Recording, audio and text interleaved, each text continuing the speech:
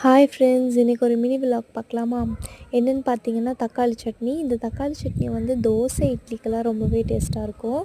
வாங்க எப்படி செய்யலான்னு பார்க்கலாம். அதுக்கு சின்ன வெங்காயமும் பூண்டும் தோலெல்லாம் பீல் பண்ணிட்டு நல்லா வாஷ் பண்ணி கட் பண்ணி எடுத்து வச்சுக்கோங்க.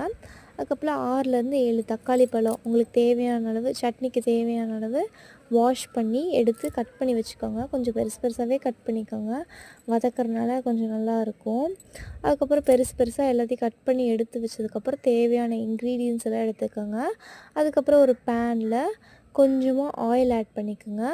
ஆயில் ஹீட் ஆனதுக்கப்புறம் எடுத்து வச்சுருக்க சின்ன வெங்காயம், பூண்டு, வரமிளகாய், கருவேப்பில் எல்லாம் ஆட் பண்ணி நல்லா வதக்கிக்கோங்க. நல்லா இந்த அளவுக்கு வதங்கினதுக்கப்புறம் நீங்கள் கட் பண்ணி எடுத்து வச்சுருக்க தக்காளி பழத்தை ஆட் பண்ணிக்கோங்க. அதையும் நல்லா வதக்கிக்கோங்க. நல்லா வதங்கட்டும். வதங்கினதுக்கப்புறம் தேவையான அளவு சால்ட் ஆட் பண்ணிக்கோங்க. அதுக்கப்புறம் கொத்தமல்லி தழை ஆட் பண்ணிக்கோங்க.